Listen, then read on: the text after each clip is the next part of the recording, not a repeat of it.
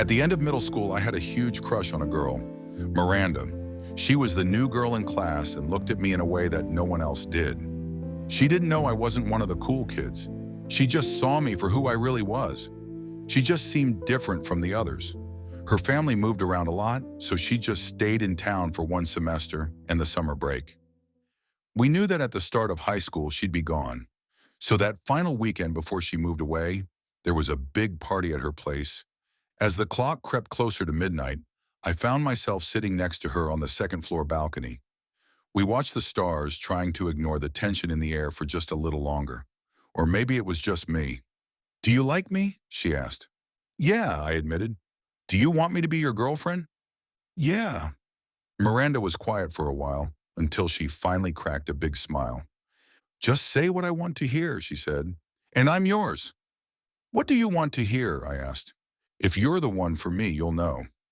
"That's not fair," I protested. "How would I know?" "You'd know." But I didn't. Midnight came and went, and I just couldn't find the right words. The silence hung in the air.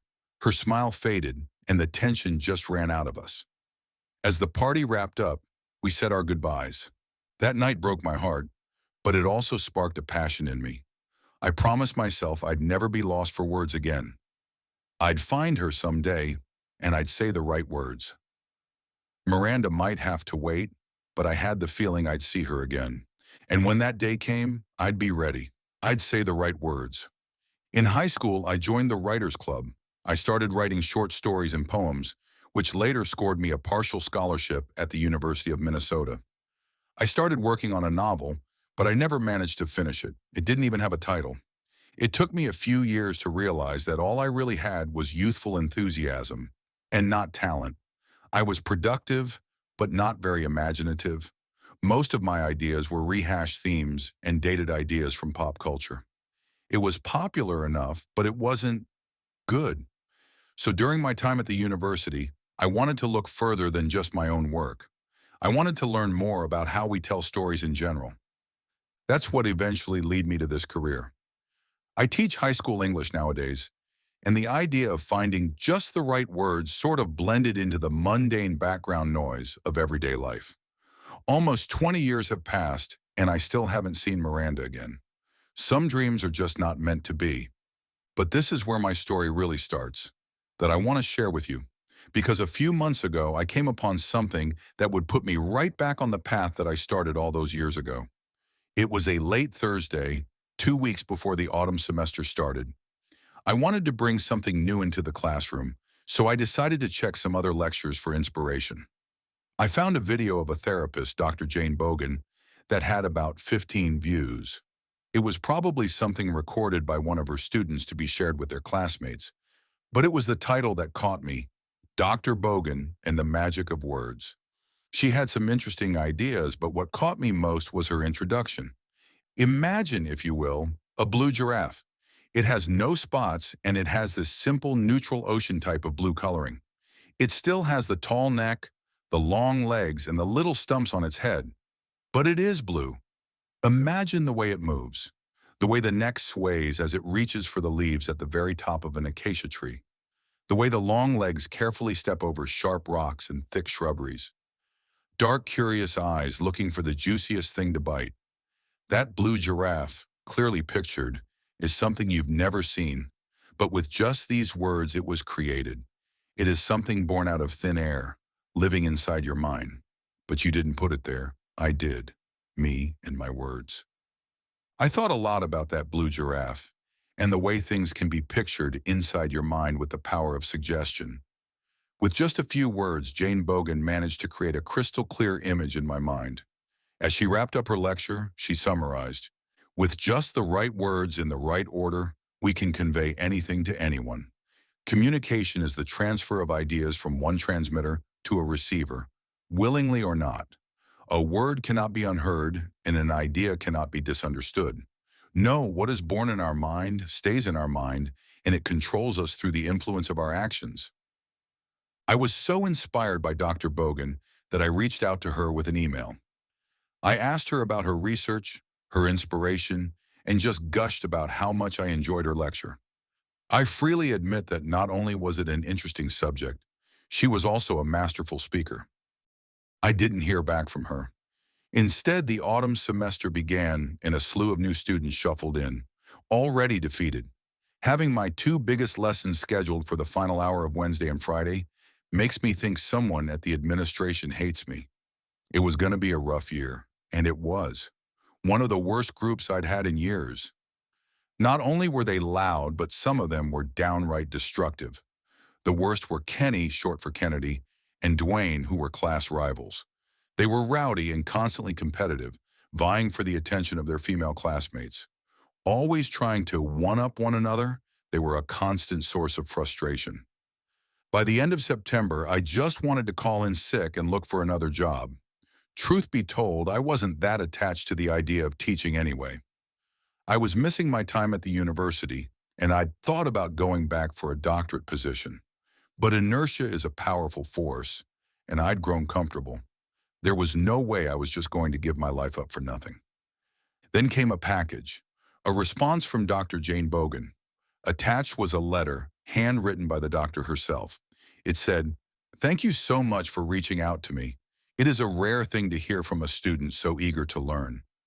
The best way to fully grasp what it really means to convey thoughts and ideas is to learn from those who've done so better and for longer. While we can read the elements of style until our eyes bleed, there are other sources that not many have the pleasure of reading. To sate your curiosity, I've attached one such source. I wish you a lifelong journey of learning. Best wishes, Dr. J. Bogan." The book was the diary of one Emmett Rask.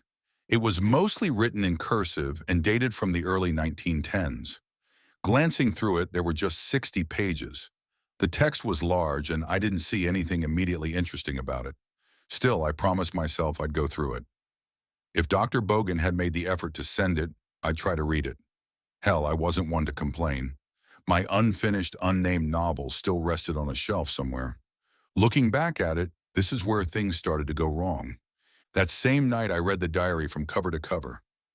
I fell asleep in the kitchen, book in hand, and couldn't remember a word of what I'd read. So much for conveying information. The next day, I overslept. I had to rush to work, barely putting on a jacket, and ran a red light. I had to skip breakfast, and I forgot my lunchbox. Missing your morning coffee boost might not seem like a big deal, but once you get to your 40s, you'll realize it is the first step into hell.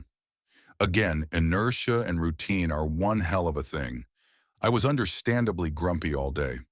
When I finally got around to the worst class of the day, I was mentally checked out.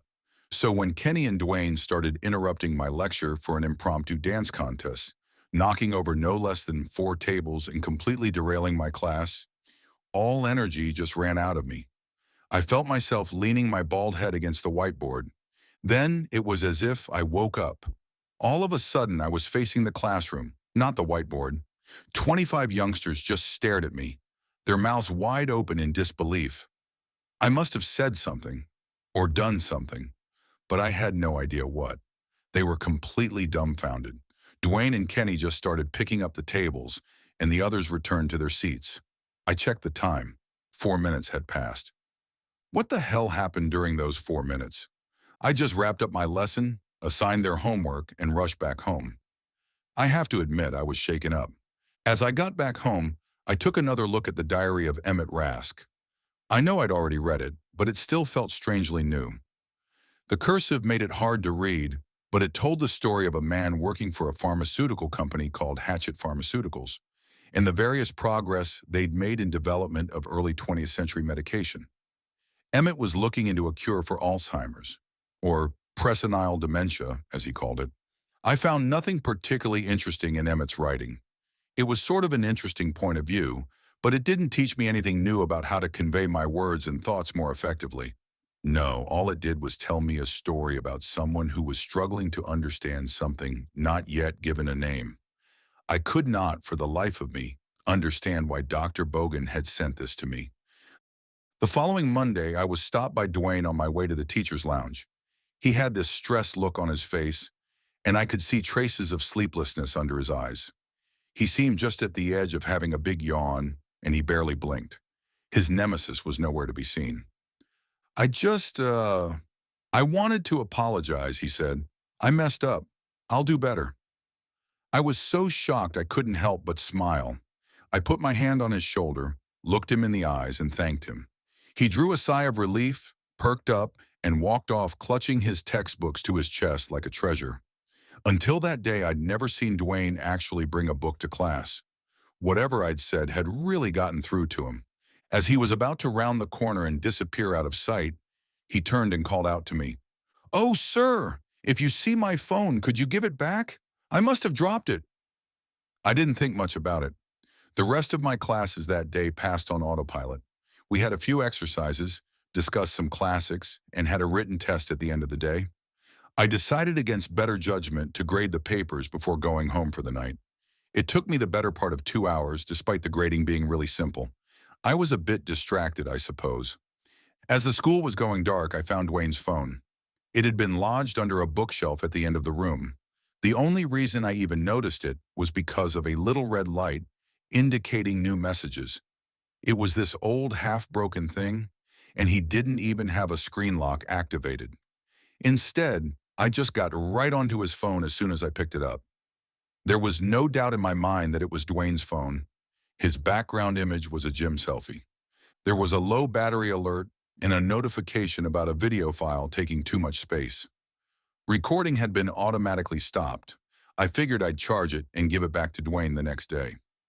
As I got home, I started looking through the drawers to find one of my old charger. As I got to the cable drawer, we all have one, I once again got the sensation that I was waking up. A rush of blood shot through my head, and my arms started pounding. I looked down at my hands, tingling, only to realize I was standing in the bathroom. My hands were bloody, and I'd broken a nail. Next to me on the bathroom floor was Dwayne's phone, smashed to pieces. I barely recognized myself in the mirror. My eyes seemed darker. My gums were slightly retracted, causing a sharp discomfort whenever I inhaled. My mouth was dry, and I could taste a sudden tang of copper. A small spatter of blood on the left side of my forehead. What the hell was I even doing? After washing my hands and sitting down to calm myself, I realized there was at least a 10-minute lapse in my memory. I'd smashed Dwayne's phone. Later, I would find the charging cable cut into several pieces in the trash bin. That night, I was dead set on finding answers. I left a message for my boss, calling in sick for the next day. I checked my symptoms, I talked to an online doctor, and I started retracing my steps. What I'd eaten, what stress level I'd been at, my blood sugar. There had to be something wrong. Food poisoning, a sugar rush gone wrong, something. Maybe my liver was acting up. It can affect pretty much anything. Still, no matter what, I always came back to square one. No definite answers, just a gnawing worry. And slowly my eyes started to drift back to an impossible solution. Maybe all of this had something to do with the diary of Emmett Rask. That night I dove back into it.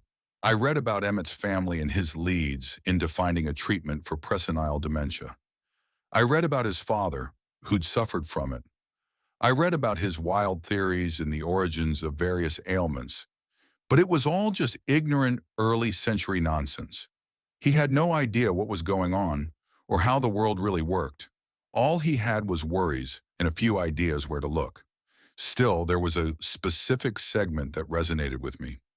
Emmett spoke of trying to find just the right words to get through to his demented father, the right combination of letters and sounds to convey his love, his anxiety, and his desire to help.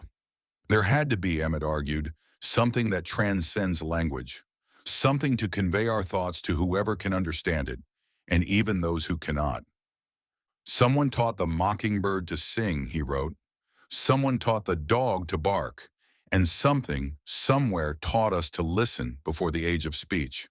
Someone spoke the first word, yes, but more importantly, someone listened. Ultimately, the diary of Emmett Rask didn't provide any answers. While interesting, it didn't explain my memory lapses.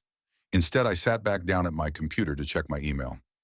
I wanted to see why Dr. Bogan had sent me that diary in the first place. That's when I noticed an incoming message, sent from an old phone. "Dwayne, Turns out I'd sent myself a video file from his phone. It happened during the memory lapse. My legs started shaking. Ignoring it, I accepted the message and checked the video file. It was dated from just the other week. Turns out Dwayne had set up his phone to film the dance contest. He must have forgotten about it. I saw the entire scene play out, sound bursting with static from the poor microphone. There were loud bangs as the tables were flipped, and I could see myself in the background, leaning my head against the whiteboard. So far, I remembered the scene. Then Kenny started dancing. He only got a few steps in before he bumped into Dwayne, who pushed him back. The two were about to start fighting when there was a loud bang. In the background, I could see myself repeatedly slamming my head into the whiteboard, louder and louder. The class fell silent. As I turned to them, they stared. The perspective of the camera was off, as it made me look at least 8 inches taller than I really was. I looked thinner, and my eyes seemed darker. They all just stared at me. I walked into a better angle. I was definitely taller, towering above both Kenny and Dwayne, who usually matched me in length. I could see my cheeks retract, revealing most of my inner teeth. Not in a smile, but in the way a dog would ward off a predator. I'd never made that face before. Then a guttural sound. Someone speaking in tongues. The video started bleeding with black and white noise interference. Frames per second slowed to 10, then 5, then 1. 40 seconds of nonsense words, rhythms, and made-up sentences. And there, somewhere behind the noise, I could see myself. Hollow eyes and unhinged jaw. Grabbing Dwayne by the shoulder, a sound escaped me. A sound so powerful it was shaking the internal machinery of the camera. Then the video stopped. A panic rose in me, and I felt like I had to distance myself. The strangest thing was happening to the file. It was gaining in size. A few hundred megabytes turned into a gigabyte. I tried deleting it, spamming the delete key, but nothing happened. The system slowed to a crawl. I tried dragging the file to the recycle bin, but nothing happened. 10 gigabytes and rising. I was getting desperate. As I pulled out the power cable, there was a burst of static, white and black dots dancing across the screen. And then, nothing. I just stood there, staring at the black screen. My reflection looked back at me. I looked taller. I hurried into the kitchen and sat down at my plastic white dinner table. I opened the diary. There had to be something I'd missed, something vital. As I read the first page, I realized it was all just nonsense. Gibberish, made-up words, page after page, all seemingly random combinations of vowels and consonants. And yet, I could read it perfectly. To convey a thought, it said, is not to speak. It is to imply. To hear your reader through your work and listen to what they need to be told. What you write is not important. What you tell is. I didn't understand. I turned the pages. 5 pages later, there was still nonsense, but the words formed perfectly in my mind. My hands trembled. With the right combination of words, you can put anything into the mind of your reader. It continued. You can grant faith, you grant conviction, you can take away pain, and you can plant a seed that will blossom into a flower of your choosing. I just kept turning the pages. And with the right words to the right reader, more pages. Some turned so violently I ripped them in half. I was shivering, my breath shallow. Your soul lives eternal. I threw the book across the room. At least that's what I thought I did. As I blinked, I found it still in my hand. My arm cramped up as I saw myself open the book. The last few pages were blank. In my other hand, a pen. The blank page made my mind drift back to that night in middle school. The thumping music, the warmth radiating from Miranda, the stars listening to my insecurities. I was expected to know what to say, and now I was expected to know what to write. Then it clicked. The thoughts weren't my own, but they were there, tainting that one perfect memory with a truth I was never supposed to uncover. I was never meant to know those words. What I wrote down on that page was just useless nonsense. But I knew what it said. I could read it. In my mind's eye, I could see myself telling her, and it broke my heart all over again. There's nothing I could say to make you love me. All these years, she'd been a liar, playing with me. She had no intention of being with me. To her, as well as the others, I'd just been a face in the crowd, a plaything. The birth of my passion turned to ashes. There was a presence in the kitchen. I could feel it. Something cold and enormous, both in stature and truth.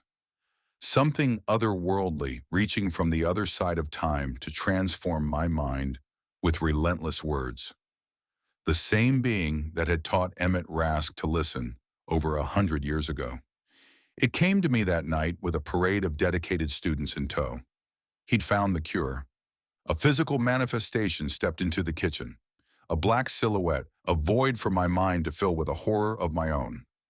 My eyes burst with color, trying to fill the nothingness, making my brain flood like a kaleidoscope. Humanoid shapes stepped forward, pushing the book to my chest. A head the size of my torso met my forced gaze with unseen eyes. I screamed only to feed my ears a sound other than my beating heart. My eyes bulged, unblinking, trying their best to look past the impossible. "Hello," it said, and molded me. That night, I fever dreamed of a world beyond our own, a world with a sky of static noise, ignorant lives blinking in and out of existence, leaving nothing but black flecks of dust behind. But there I stood, among generations of fools who put their ear to the ground, only to hear something they shouldn't have. In the distance, a being, the one who taught us to listen, the one who changes us. I fell to my knees, speaking in tongues. Over 1,000 lifetimes and at the blink of an eye, I worshipped at the gate of our master, the one who steps through the void, the one who speaks and listens, the one who lives in the mirror. The next day I woke on my couch. There was a large stain from my sweat and I was running a nasty fever. Over the next few hours, my body purged itself. Something held me back from looking in the mirror, but I forced myself to do it. I recognized myself. It wasn't completely me, but I recognized myself nonetheless. But there was also something else. There would always be something else. From the outside, it is easy to see the way my words have changed my students. My most problematic class have become my most obedient, and students like Kenny and Dwayne have changed their ways. In a way, I must have told them whatever they needed to finally listen. I still teach, and I imagine quite a few of them listen more than they used to. Maybe I'm finally finding the right words. The strangest thing about having your mind rewired is that you don't know what you were, as opposed to what you've become. There is no difference. I don't know why I want to tell you my story. I don't know what seed I'm planting in your mind or what it will blossom into. I think that however it changes you, you will never know or realize. Perhaps you are better off that way. Perhaps you shouldn't listen. I know there is something inside me. Perhaps it is still growing or acting outside of my knowledge. I try not to think about it. I try to convince myself it never happened, but it did. Something about me is changing, has changed, and will continue to change. But I think I know what it wants, and I know that if I don't do what I'm told, I'll be dragged back to that place and thrown at the feet of that glorious thing. Your soul lives eternal. Over the past few months, a conviction has been forced upon me, an ember in the ashes of my broken heart. I don't think it is something I want, but it is something I must do. I'm finally finishing my novel, but not the one on my bookshelf. I'm going to finish writing the Diary of Emmett Rask.